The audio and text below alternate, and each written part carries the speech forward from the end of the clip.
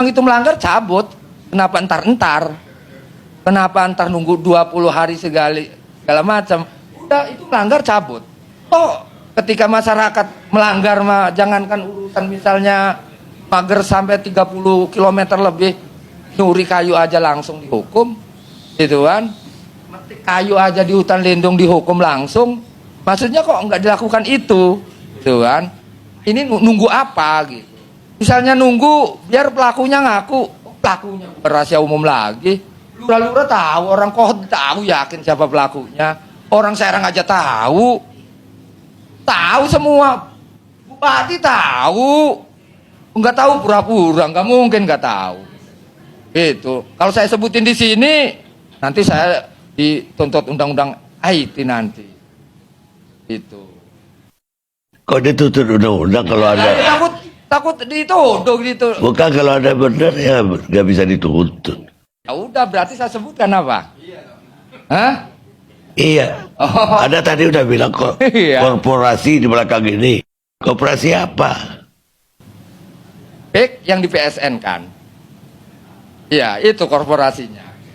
Nah, pemagaran ini sebenarnya tetap ini proyeknya dari Ali Hanafi ke Encon nih. Encon itu Ahmad Ghazali ditenderkan lagi ke Mehmet. Nah, bikinlah ini Encon ini bikin supaya mengalihkan isu gitu kan. Supaya ini tidak terjadi ke dia nama itu. Akhirnya ditongolkan ya namanya Jaringan Rakyat Pantura. Bahwa ini swadaya, itu segala macam. Dan ini sebenarnya udah jadi. Yang saya sebut tadi ini udah jadi materi gugatan di pengadilan. Gitu. Nah kalau ngomong Ali Hanafi, silakan aja semua di sini juga tahu siapa. Tangan kanannya siapa maksudnya. Itu kan. Kalau ngomong aguan segala macam ya berarti kan Antoni Salim segala macam. Itulah korporasinya maksudnya. Dan jika negara tidak berani ke itu, saya akan lawan. Banten saya akan pimpin lawan. Benar sama-sama nelayan, tapi kan situasinya yang berbeda, Pak. Mungkin yang dirasakan Kang Khalid merasa terganggu, tapi kalau nelayan-nelayan kami itu tidak, Pak. Mereka tetap beraktivitas seperti biasa. Ya. Maka ketika mereka pada saat musim paceklik, yang saya tahu mereka itu bilang katanya mereka itu bisa mencari kerang-kerang hijau. Ya. Sehingga itu bisa menambah penghasilan atau menjadi penghasilan para nelayan ketika di masa musim paceklik. Tapi saya memang apresiasi kepada Kang Khalid ya, luar biasa ini seorang nelayan hebat gitu, berwawasan tinggi gitu ya. Saya nggak sampai apa yang tadi dia sampaikan itu, ini saya bingung nyernanya Kang. Saya bingung bener. Saya tadi sampai ada PSN, sampai PIK 2. Oke lah saya misalnya PIK 2 tahu, cuma kan tulisannya doang. Dan korporasi juga saya nggak tahu. Saya pernah dengar, tapi kan saya nggak tahu orangnya. Kan nanti kalau saya ngomong salah kan juga salah lagi. Kan gitu. Mungkin kalau untuk sejauh ini Kang Khalid mohon maaf. Karena mungkin apa yang dirasakan Kang Khalid dan rekan-rekan yang lain. Dan kami yang ada di Kohot ya juga mungkin nggak sama. Ya mungkin saya rasa juga kita nggak bisa memukul sama rata. Ya. Mungkin gak semuanya juga apa yang dirasakan Kang Khalid sama dengan teman-teman yang lain. Dan ini juga kan kita nggak bisa menarik kesimpulan terlebih dahulu Pak. Kan gitu. Pasti kan masih ada pro dan kontra.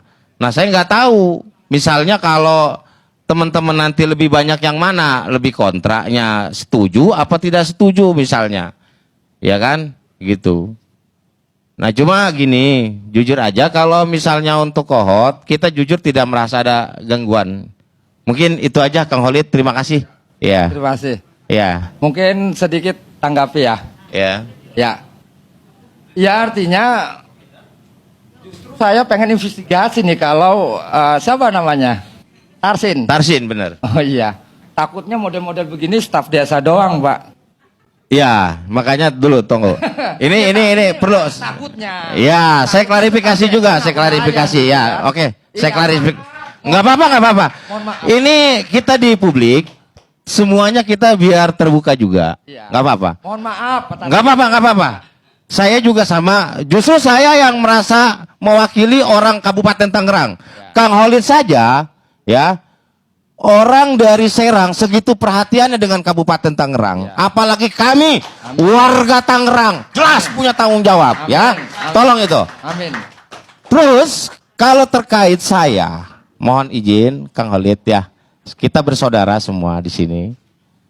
Kalau terkait dengan saya, kan saya dari awal udah bilang saya mewakili nelayan. Karena pada waktu itu saya memberitahukan kepada nelayan saya, coba tuh ada konferensi pers, coba ngomong sono. Waduh, saya takut kata dia. Waduh. Akhirnya karena saya dikonfirmasi, akhirnya saya datang kan. Karena nelayan-nelayan saya takut. Karena nggak biasa. Mohon izin Pak Karni. Jadi karena nggak berani itu, ya udahlah. Saya ngomong, saya waktu itu pun mewakili nelayan.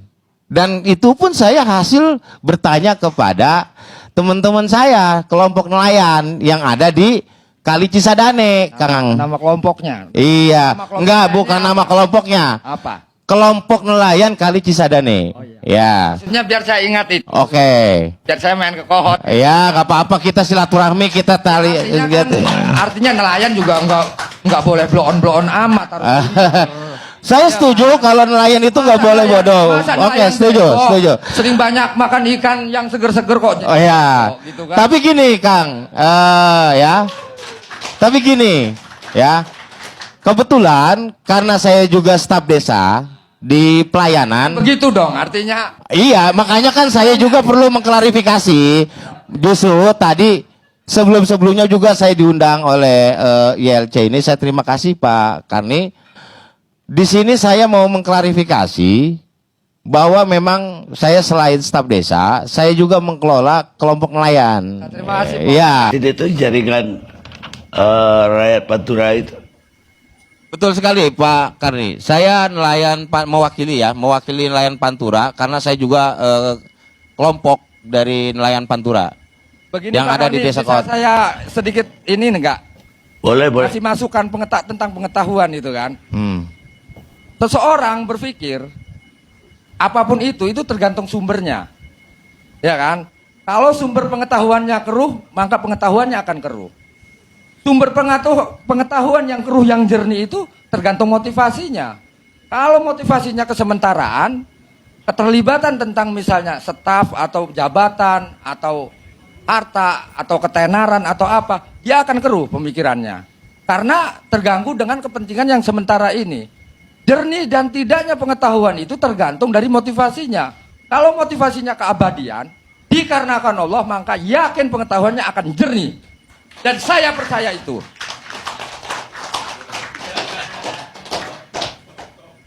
Baik, Mas Tarsid.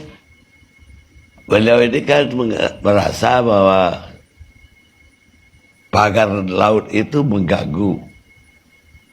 Artinya dia juga, saya kira, gak setuju lah kalau itu dijadikan proyek. Anda terganggu gak dengan PIK 2? Untuk sejauh ini, kalau saya tidak mengkaitkan ini kepada kegiatan PIK 2, ya. Tapi dengan adanya bambu-bambu yang tadi dimaksud, nelayan kami setelah bertanya, ya, itu tidak terganggu dengan adanya bambu-bambu tadi. Walaupun Justru tadi belayarnya lebih jauh katanya. Solarnya lebih. kalau misalnya berlayar lebih jauh, saya rasa enggak juga, ya.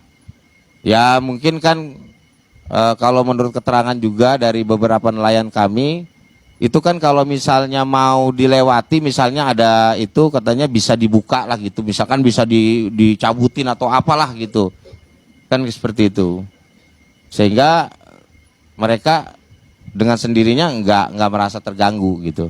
Mungkin itu aja sih. Anda sehari-harinya nelayan atau staf desa? Saya staf desa tapi mengurus mengurus nelayan gitu. Karena di kami itu ada nelayan lokal, ada nelayan pendatang juga gitu.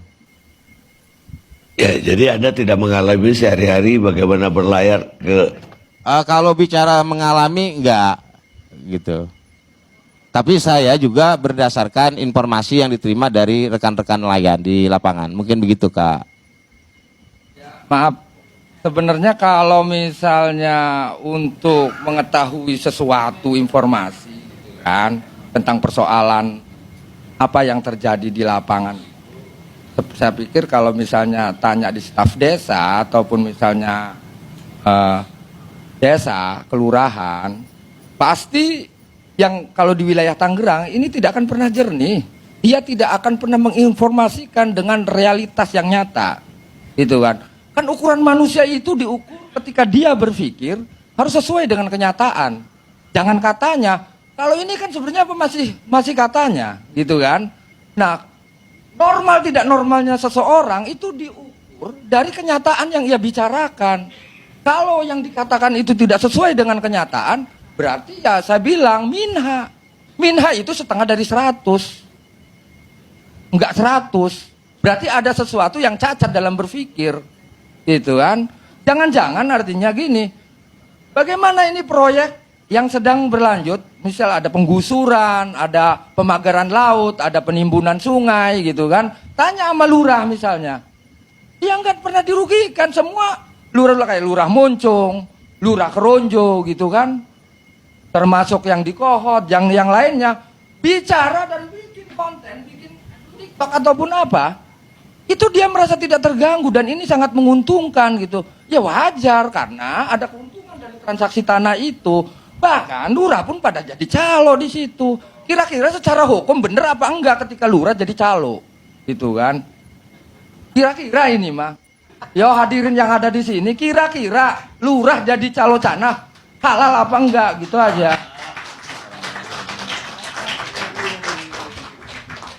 Baik, sekarang saya minta pendapat dari Mbak Susandarawati.